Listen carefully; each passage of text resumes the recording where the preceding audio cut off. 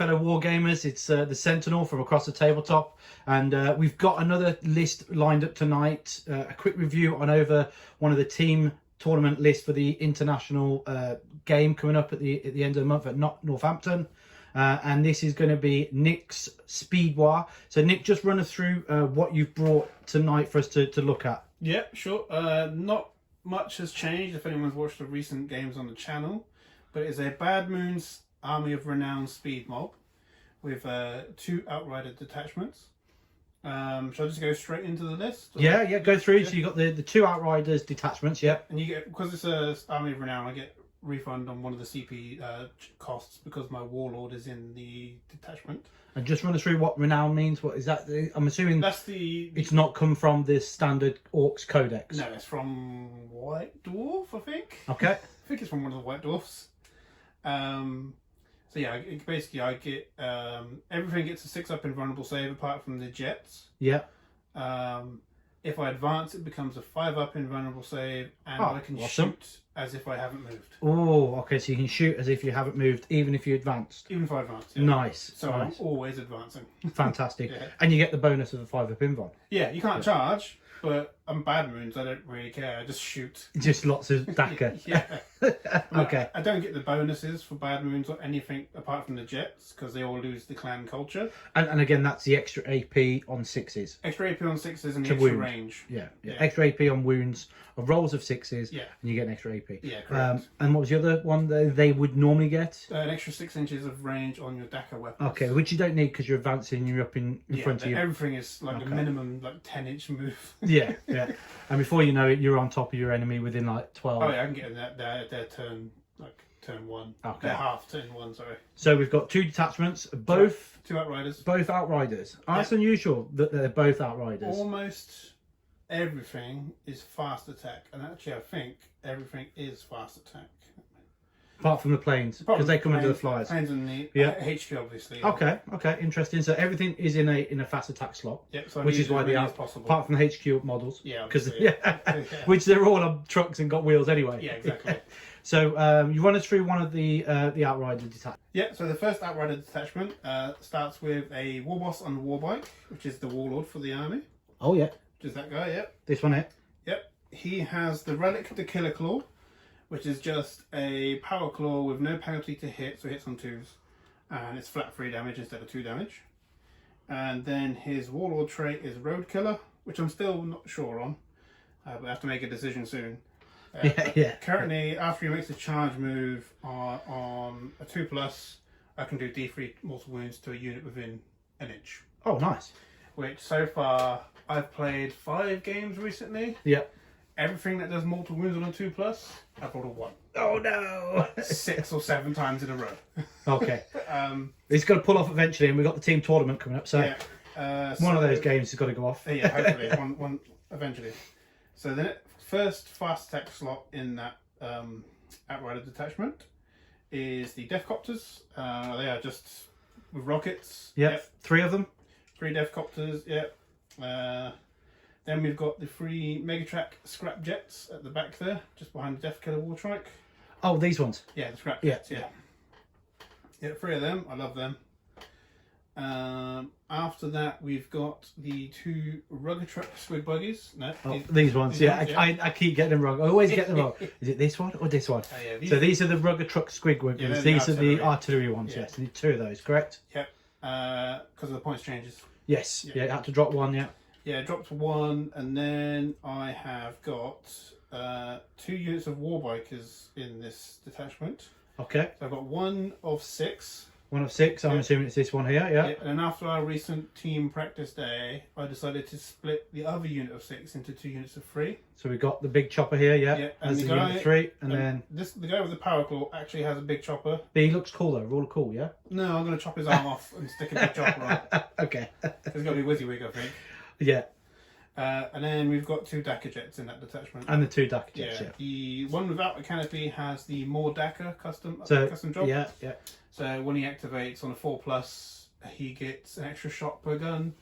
And on a 6+, he gets 2 extra shots per gun. Nice. No, just putting out that extra DACA when you need it. So many shots. Then the second Outrider detachment Yes. The Death Killer Wartrike, the big dude in the middle. big character, Yeah. yeah. Oh, he's so cool. I love him. It's one of my favourite models. He has... Where is it? He has the Might is Right Warlord trait, adding 1 to his strength and attack characteristic, which means in combat he is strength 8 and he gets 6 attacks.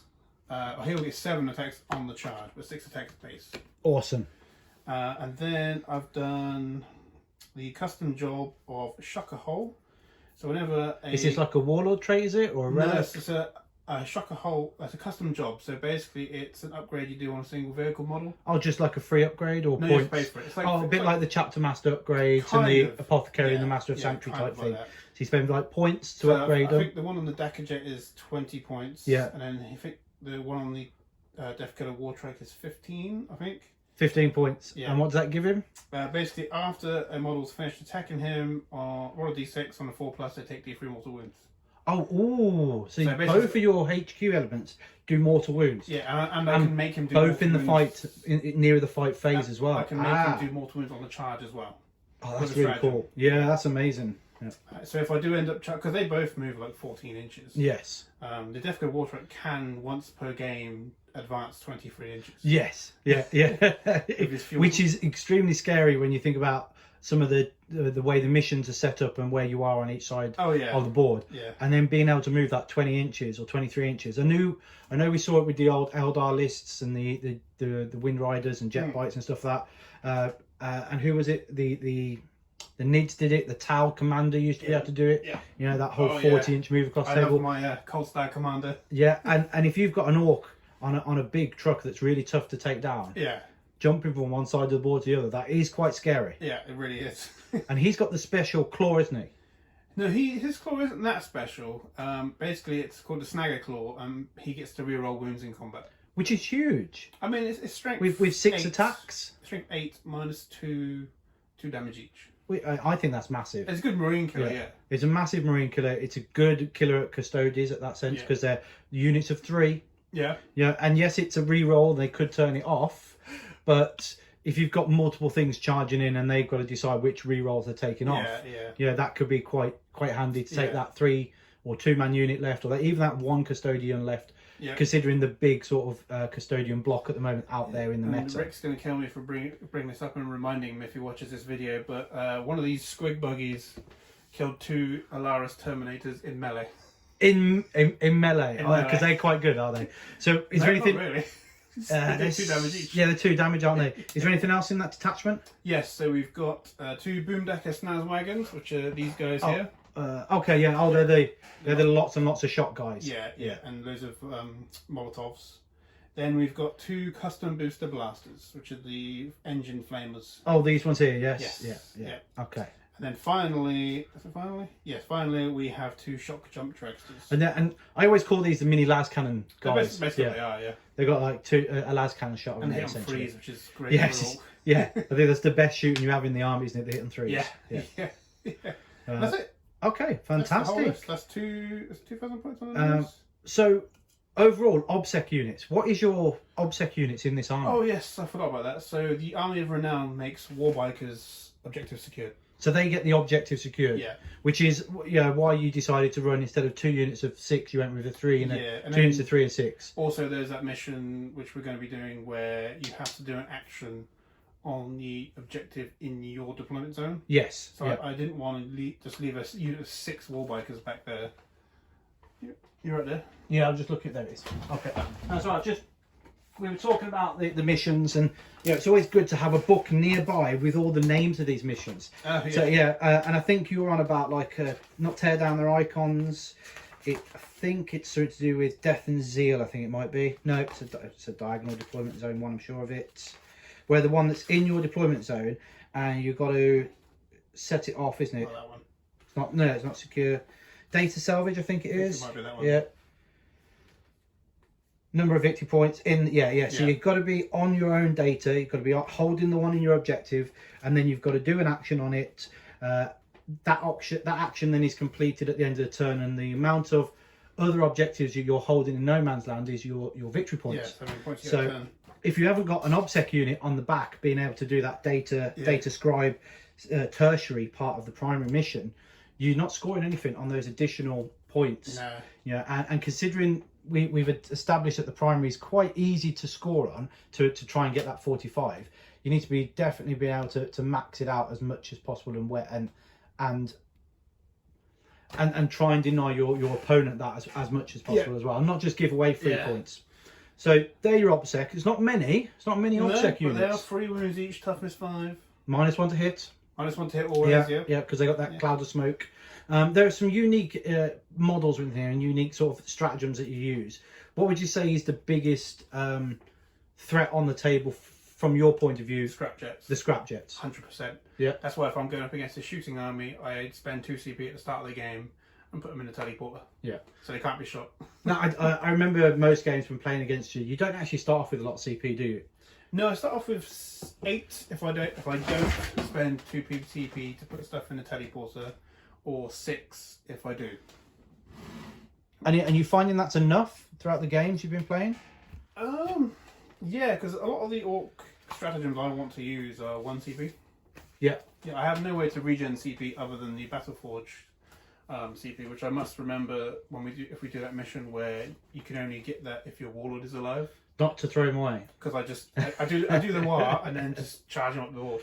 Yeah, well, he's a great smashing unit, isn't he, in combat? So yeah, if you're not throwing him up the board, it is quite.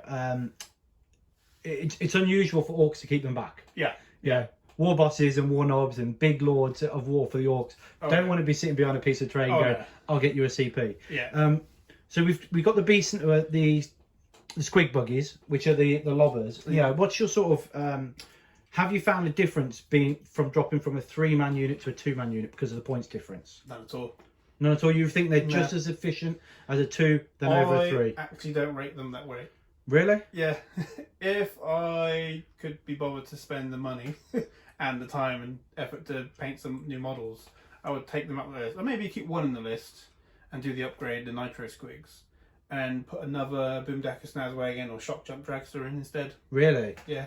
Because of the threat overload that they give you over the 5 -2 damage, but with the amount of -1 damage in the game now, and amount of toughness 5 stuff in the game as well, and they hit on 4s with the main gun, which is good. But any minus to hit just completely negates the amount of shooting they do.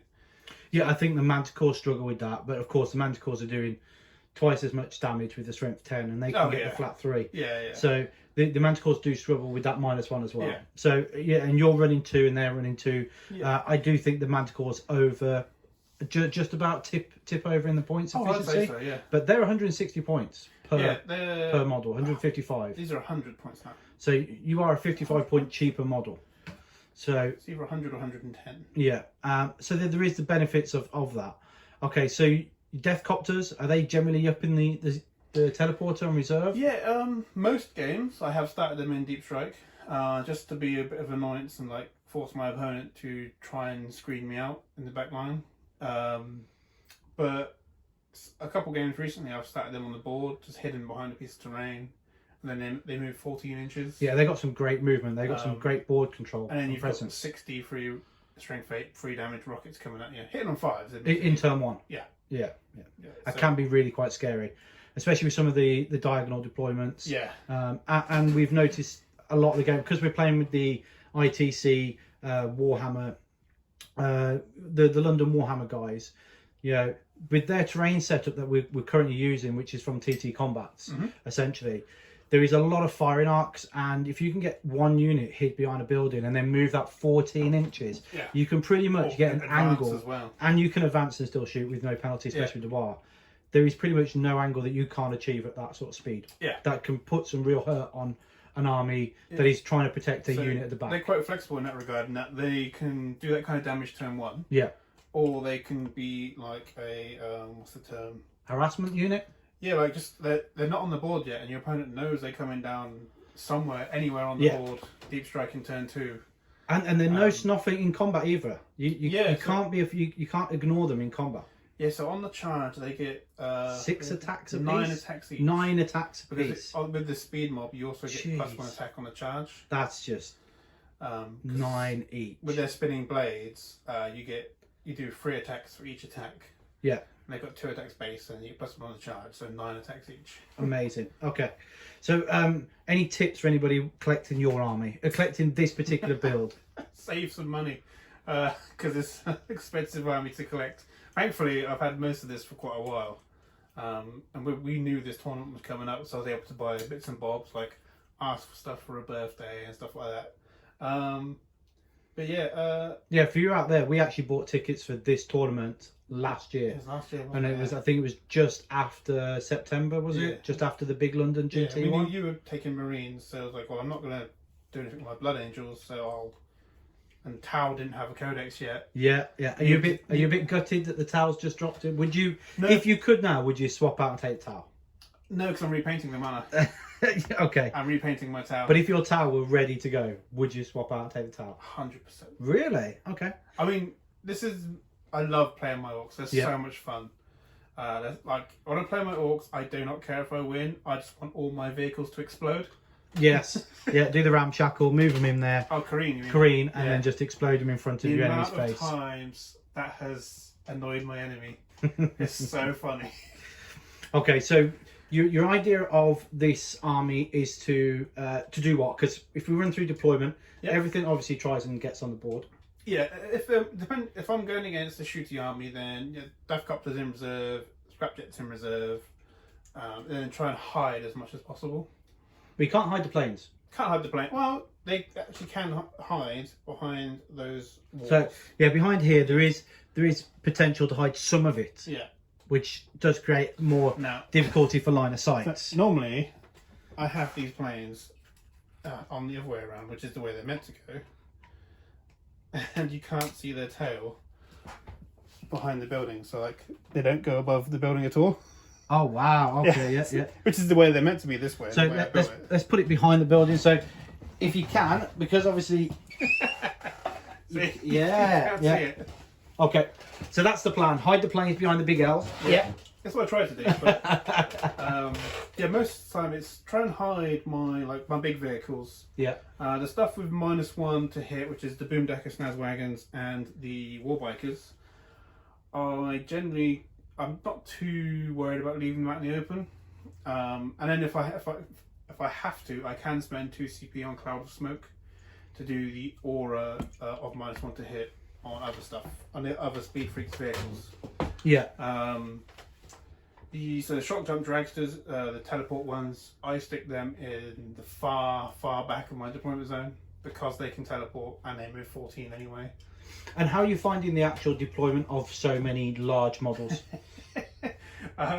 Is it a real skill? Or No, just you practice? just have, it's a skill in playing Tetris to fit it all in. Some of the deployment zones, like the old sweep and clear one, that depending on the terrain layout, that can be quite tight to fit everything in. In that case, I might spend 2 CP on the Scrapjets just to get them out of the way because that's 3 large bases gone. My general game plan is move up the board and shoot stuff. I play this very orky. Yeah, it's a very aggressive army. Oh yeah. Yeah, and I have seen that if you don't play aggressive with them, they're almost fed. You almost feed in the army. Yes. And once you start feeding, you start losing the overall threat overload. Oh yeah. So it is a threat overload list where it just piles everything in front of you, and you have to deal with it. Yeah. And if you don't deal with it, it punishes you really hard think back. of our first few games with it before you got used to playing against Yes, it. that's right. Yeah. It just overwhelmed like you, Rick, and Charlie, and all that. Like, Yeah. It's just like, oh my god, you're in my face already. Yeah, and it is looking for that priority target. Yeah. And it's not like anything. You can't ignore anything either. It's not like there is something that's more deadly than the other. I mean, the Scrapjets. Yes, the Scrapjets have So many shots. so many shots, and you can't ignore them. But they are really hard to take down. 9 wounds each. 9 wounds each, toughness 6, Ramshackle. reducing damage 7 down to damage 1. Yeah. Yeah, anything from 7 below. And not a lot of armies are running that strength 8 weapon systems at the moment. No. It was, especially when the Scrapjets came out, it was strength 6. Yeah. That was sort of like the go-to weapon system. So How do you think this list is going to fare to the new meta? Because I would say this is a perfect, 6 months ago list. Oh yeah, definitely. Yeah, 6 months ago. 6 months ago. 6 months ago. Yeah, this was the list to take. It did really well at the LGT down in September last year. The Army Renown been out that long. Bloody hell. I don't think the Army Renown, but at Freebooters at the time. I think Renown Renown came just after it. I have come to hate freebooters because I never run them. Yes. And now Orks have been nerfed because of them. That's true. Yeah. The whole Ork army has been nerfed because of the freebooter sort of streamlined the Ork list. When you give Orks +1 to hit, they are disgusting. Yes, agreed. Considering the amount of shots they can pump out. Because the amount of shots is supposed to counterbalance their poor ballistic skill. Yes. But when you give them, I'm now hitting everything on 4s. Yeah, and in some cases 3s. Yeah. Or if you give them +1 to hit on the shotgun dragsters, that changes their ballistic skill to 3+. They're now hitting on 2s. And which is incredible. And you got grots that hit on 4s now hitting on 3s. Yeah. And you know, I hate grots. I hate grots. Blasters. Taking that last wound off stuff and just keeping me in the middle bracket. I remember sleepless nights. So this isn't. So what is your fear when going up against the meta today with all the toughness 8 monsters that are reduced in damage? Like specific army wise? Well, the Tyranid monster list, the custodian list now that's out there. I'd like to play a Tyranid monster list because we're both basically playing monster armies. Like the bikers are Tyranid warriors, the big vehicles are Carnifexes and stuff like that. I'd like to play them, I think. Yeah? Yeah. You think you got a good chance against them? I have no idea. Okay. I'm not very good at doing predicting stuff. I just like to ram headfirst into them. It'd be a good matchup, and hopefully we can see. Yeah. Well, you're building a Tyranid army at the moment, aren't you?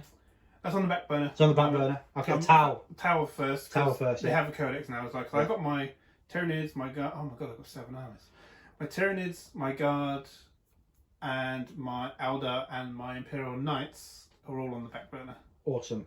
But we do have Charlie that's building his monster build as well, Tyranids. So there will be other armies to face in the future, and we will definitely look at getting that on the list, I'd love to on the army, on the channel, absolutely. Because I think this list against monsters, I think is a key. It'll be fun. It'll be fun. So we are. Is there any armies you want to avoid? Is there any armies the custodian? And why is that? Because they demolish me. Why is it that everybody wants to avoid the custodians? Well, they are the new hot. Can I swear on this channel? Of course you can. They are the new hot shit. Yeah. And they are so strong. And they're coming at roses, and they're smelling like roses, even though they're. Was it Rick's on a 9-game? 9-game win. It'll be 10 this weekend when I play him again. Yes, and he's playing Charlie as well. So well, Charlie gave him a good run. It was only 1 point in it. That's true. Yeah, and I think Charlie has the potential with his tank list. We were saying this earlier with Charlie when he was on here, that his strength 10 makes a massive difference. Oh, it does, yeah. On his demolishers. Yeah. But as soon as he gets touched, that's it. Yeah, that's the thing I've found with this army going against Custodians is as soon as they get into melee, they're like a lot of their spears and stuff like strength 8, I think, and then that negates my ramshackle, and then he just deletes stuff. Yes. The only way I found to counter Custodians is if they're not using bikes, it's just to outmaneuver them. Because I'm so fast, they move 6 inches. I just stay 18 inches away. Yeah, I like the concept of being able to stay as far away as possible. I mean, I tried to do that, and it did work to a certain degree when I was playing Rick, but he managed to make 4 9-inch re-rollable charges. To be honest, he had you some luck with his charges. Yeah, because I've seen him play, and he's not made any game. Failed. And then not so many 3-inch charges against me. So I think he's running the army. The Dreadhost, which is the re-rollable charges and the extra AP and all his weapons while they're within 9, and I think it's an amazing list. But the other issue I see with the Custodians is their resilience. Their toughness 5. Yes. They've got the transhuman ability now.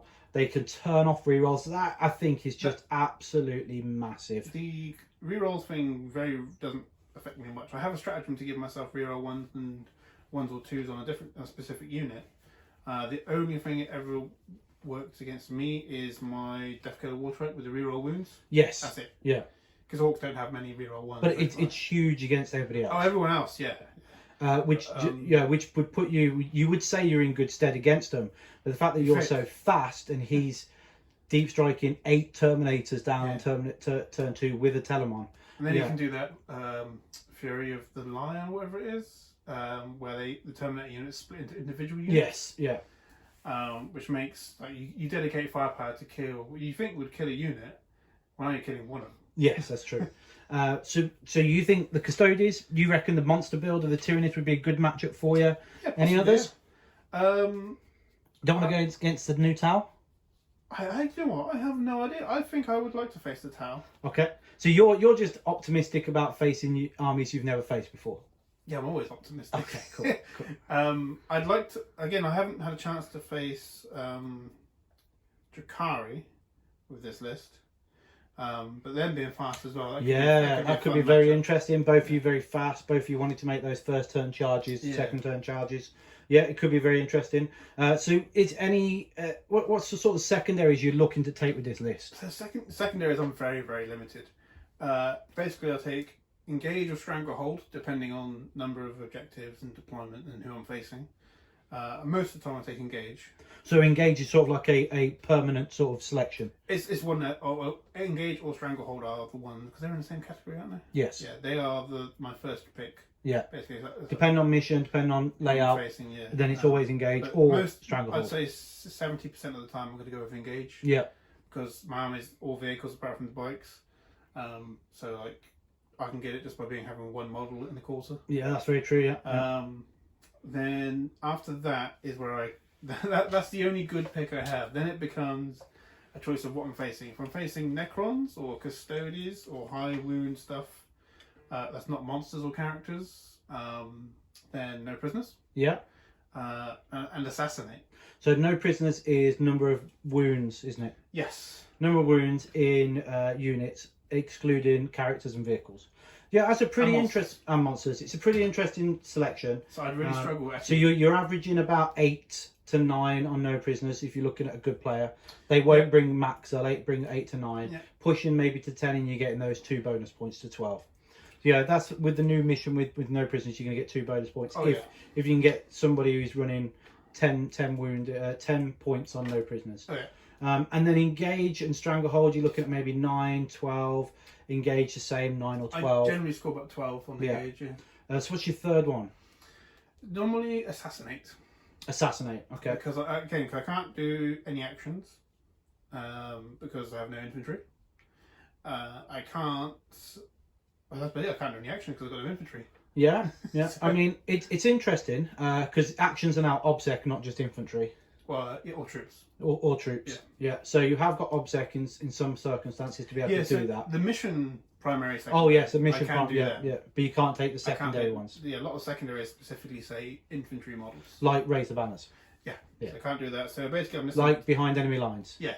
I'm limited to. Or not behind enemy lines. Deploy teleport opponents. I'm limited to the killy ones. Yeah.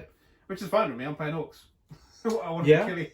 Yeah, fair one. So you're averaging around about 30 to 35 again, and this is the same as what Charlie was saying. You know, he's trying to aim for that 35 points on the secondaries, and the same with what you're trying to achieve. So you're dropping 10 already. So you're looking at an 85 to 90 to 85 sort of point game. Yes. Now, what about your primaries? What sort of your aim? Can you achieve 45 on primary? Yes. And you have done that quite consistently with this army? Not recently, basically because we've been doing so much practice recently. I think everyone's got used to facing the army. But yeah, I've got so many models and such large bases that I can just completely block off an objective. Yeah. Unless they've got fly or something there. But yeah, I can hold quite a few objectives quite easily and spread out. So your aim is to try and score anywhere between 70 to 85 points on average? So with the war, I generally call it turn 1 or 2, and then I have to move as fast as possible and kill as much as possible before that wears off. Yeah, absolutely. Once I lose that, the extra AP, is when I start bouncing. Yeah, bouncing off stuff. Yeah, and knowing that you're only sort of potentially up there for that 70 to 85 points on your overall game, how are you looking at your army thinking, how am I stopping my opponent from getting to that sort of area of 70 to 80 points? You assume there's some kind of thinking there. Oh, absolutely. I know you're Orcs, and you're either sneaking or cunning or sneaky, or whichever way it works. I'm not a very analytical player. I play with my gut. Yeah. Which is when I really like playing my Orcs, is because I just charge at stuff. It's a gut instinct, yeah. Yeah, I mean, they're gonna get 15 points off me for Bring It Down. If they don't take Bring It Down against me, then I really wonder what they're thinking, because like this unit of Death Copters, each one is a vehicle. They're only toughness 5 with 4 wounds each. That's 3 points right there. It's Yeah. really easy to get 15 points against me for Bring It Down. Yeah, I just have to rely on luck Look. with my dice rolls. For But my you're playing inbox. Bad Moons though. Yeah. Wouldn't you need to be painting them blue if you wanted luck? Oh yeah, we should do. Yeah. Yeah, what's the lucky boys that are blue? They're the Yeah, looters? they're blue. Yeah. Yeah, No, blue. they're oh my god. Oh, we can't remember the clan now. Yeah, I should have brought my codex with me. No, that's all right. So you're not really potentially trying to deny your opponent in a psychological manner. You're not going up to the table thinking, how do I stop my opponent from getting 70 and how do I achieve my 70? No, it is just I'm playing my favourite army in the world. I'm just going to have a great time. I'm going to run at everything. Second favourite army. Okay, you played your second favourite. I'll just start this again. You played your second favourite army in the world, and your idea is just to run at them and shoot them as much as possible. Yes. And generally that just works. I am there for a crumping good time. A crumping good time. Okay, that's amazing. Thank you very much for letting us know about your army. That's all right. We will hopefully get another one of these up on the channel. I believe you're playing Saturday, are you? Yes. Yeah. I might not be able to make that up there to do recording, but if I can, that'd be amazing. And that's going to be against Rick's Custodies. Although I'm going to take my Blood Angels. Oh, going to give him a challenge with the Blood Angels. Because I've been playing Orks for months now. Yes, give you have, him a chance to face a different army. Yeah. See how he fares against combat Marines. Yes. Yeah. Yeah, because that was my issue when I played him. I didn't have anything in combat against him. Yeah. And that may be his back foot he takes when he sees the combat armies do the damage. So much appreciated for bringing it down. Much appreciated for showing it off. If you like what we're doing here at the channel, give us a like, subscribe, share. Drop us a comment in the comment box if I activate it and I open it up, like I haven't done with my painting one I've just put up there. I've just done it now though. I have sorted that out. Give us a wah in the comments. Yeah, drop us wires. Tell us what clans you collect, what your colour schemes you like.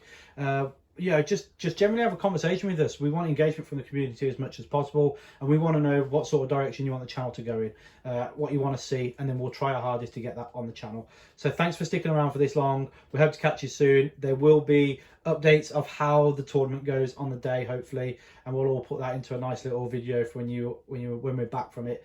And fingers crossed we do well.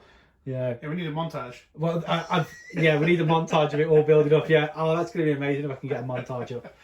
I'm not quite there yet, but I believe the Honest Wargamer and his team will be up there recording it. Oh, nice. So that'd be nice, and they're going to have their live stream. So fingers crossed we will get, at some point in the 5 games we'll play. You never know. And I'll say this to Charlie: if we win our first 2 games, you never know. We might even be on the stream. That'd be fun. Yeah, it'd be fun. It'll be interesting. So thanks for sticking around. Much appreciated, guys. Take care. Bye-bye. Bye.